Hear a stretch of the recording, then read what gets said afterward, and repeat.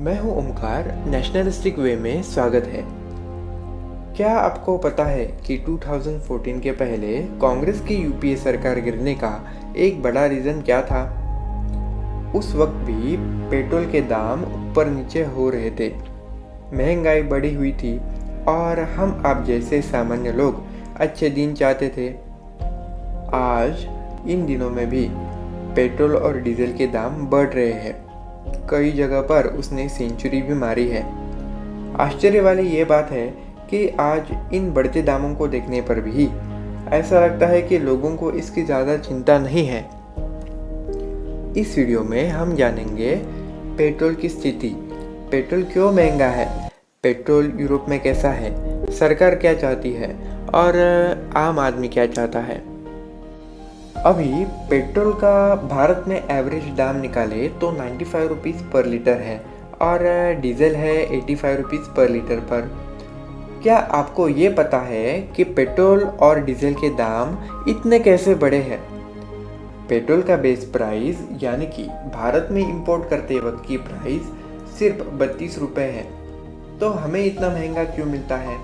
Because जो कच्चा तेल, क्रूड ऑयल भारत में इंपोर्ट होता है, उसे रिफाइन करना पड़ता है।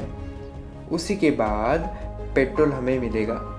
रिफाइन करने के बाद ऑयल का दाम भी बढ़ता है। फिर अगर हम एक्चुअल प्राइस 32 रुपये माने तो उस पर 70 पैसे का एक्साइज ड्यूटी लगाया जाता है। आगे डीलर के कमीशन के लिए 3 रुपये आप पकड़ लो। फिर वैट नाम का एक टैक्स यानी कि वैल्यू एडेड टैक्स पेट्रोल पे लगाया जाता है। हमसे सेंट्रल और स्टेट गवर्नमेंट दोनों ही टैक्स लेते हैं। पर मैं बता दूँ, अल्कोहल और पेट्रोल पे जीएसटी यानी कि गुड्स एंड सर्विस टैक्स नहीं लगता, क्योंकि ये चीज़ें स्टेट को ज़्यादा रेवेन्यू देती हैं। क्या आपको याद है लॉकडाउन के बाद शराब के दुकान सबसे पहले शुरू हो गए थे? क्या आप बता सकते हैं क्यों? नीचे कमेंट कर दो।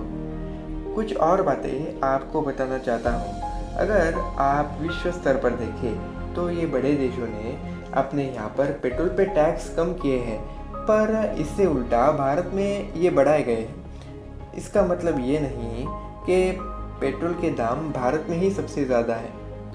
कई जगह पर यानी कि यूरोप के देश में पेट्रोल के दाम 150 रुपये से भी ज़्यादा है।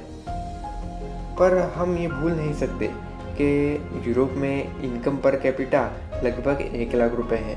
अगर हम इंडिया से कंपेयर करें तो एक एवरेज इंसान यहाँ पर 20,000 रुपीज़ पर मंथ कमाता है। इसलिए मुझे ऐसा लगता है कि आज के पेट्रोल के ये दाम हद से ज़्यादा है। पर ये मेरा पर्सनल ओपिनियन है, आपका ओपिनियन मेरे से अलग भी हो सकता है।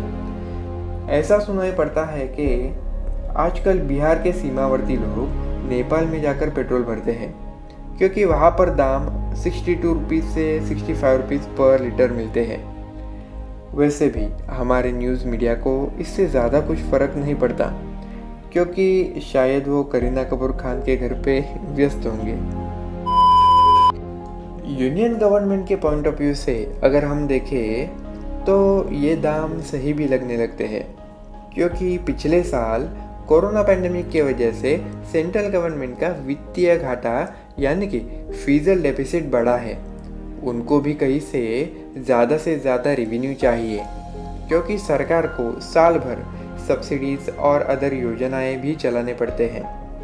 हाँ, पर हमारे पॉइंट ऑफ व्यू से ये पेट्रोल के दाम कम होने चाहिए। इस वक्त सबसे बड़ा इम्पैक्ट मिडल मैन पे पड़ा है, कॉमन मैन जो गाड़ी भी चलाता है और टैक्स भी भरता है।